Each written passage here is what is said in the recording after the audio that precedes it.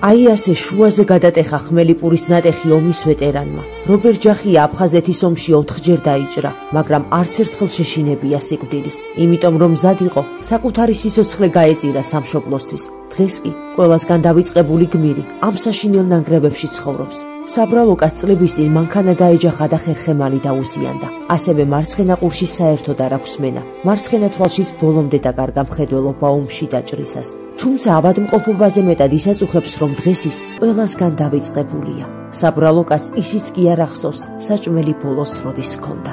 შიმშილისგან და სიცივისგან დაუძლურებული ომის ვეტერანი აი ასე საცოდავად ჩამომჯდარა საწოლზე. არც ბალიში აქვს, არც თბილი საბანი და ამიტომ იძულებულია იმ ტანსაცმლით დაიძინოს, რომელიც მთელი დღის განმავლობაში გარეთ აცვია. სხვა ტანსაცმელი არც აქვს. მხოლოდ ახალგაზრდობის დროინდელი ეს ორი პიჯაკი შემორჩა, როდესაც ნოსტალგია შემოაწვება ხოლმე. გამოახებს ძველ კარადას და იმ პიჯაკს იცვამს, რომელშიც თავისი ახალგაზრდობის წლები გაატარა. მაშინ ვერც კი წარმოიდგენდა, რომ ოდესმე ისე მოუწევდა ცხოვრება როგორც ბუნკერთან მყოფ ქუჩის მიუსაფარ სახლს.